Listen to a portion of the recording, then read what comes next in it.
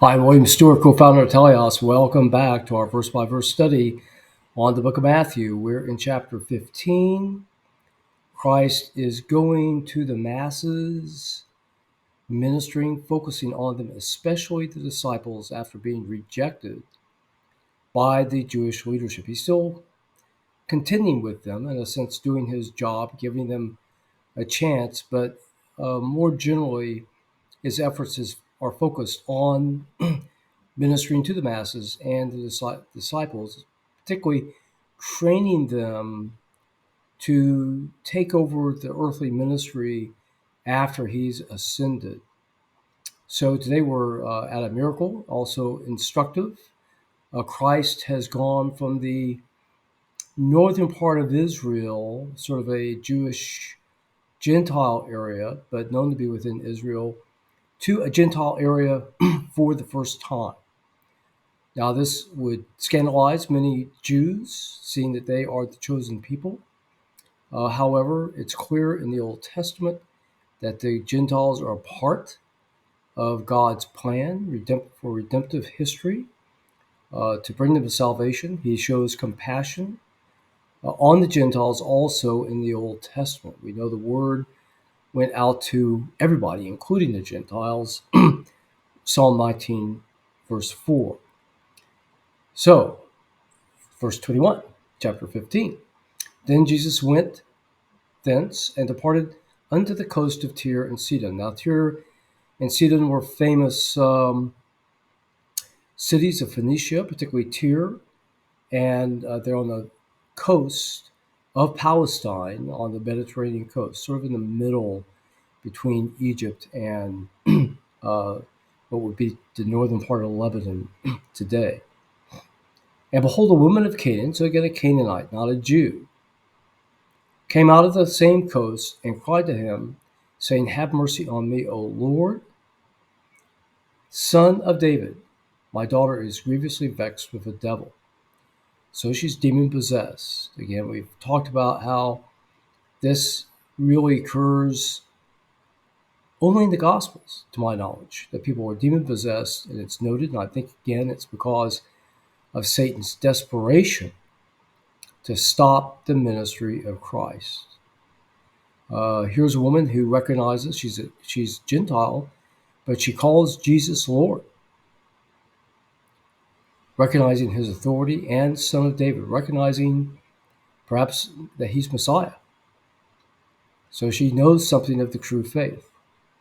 But he answered her not a word, and the disciples came and said, Send her away. She cries after us. They were bothered by this. Now, several times the disciples tried to send people away before the feeding of the 5,000. In the last chapter, chapter 19 as well. And here, the motivations were not sure. Perhaps they were haughty, perhaps they were tired, perhaps they were really trying to protect Christ. But he answered and said, I'm not sent to the lost sheep of the house of Israel, but I'm sent to the lost sheep of the house of Israel. So I think he's answering the woman directly, so bypassing, not even responding to the disciples. And I think what he's doing here, and you'll have to decide for yourself, he's testing her. Why should I deal with you? Because I was sent to Israel, and that's true. We know that Christ came first to the Jews. And she worshiped him and said, Lord, help me. So she just persists. She ignores his question, shows her desperation. He said, Christ, it is not meet, otherwise good, appropriate, to take the children's bread and cast it to the dogs. Otherwise, it's not right that I should take the promises in the word of God meant for my promised people and throw it away to the Gentiles. So the term here, dog, is a term of derision. Many people in the Middle East today would really despise dogs, and sometimes they can end up on the dinner plate. And she said, Truth, Lord, but the dogs eat the crumbs which fall from the master's table. Say, I'll take anything you got. Verse 28, and he answered her, O woman, great is thy faith? Be it unto you, even as you want. And her daughter was made whole that very hour. So what's Jesus doing here? I think he's testing her to see if her faith is true, and it was. Now, Christ didn't always do this. He didn't sometimes even address her faith with the forgiveness of sins. And he probably knew who was really at a point of true faith and who was not. I doubt that everybody who was healed really had faith. They just wanted to be healed.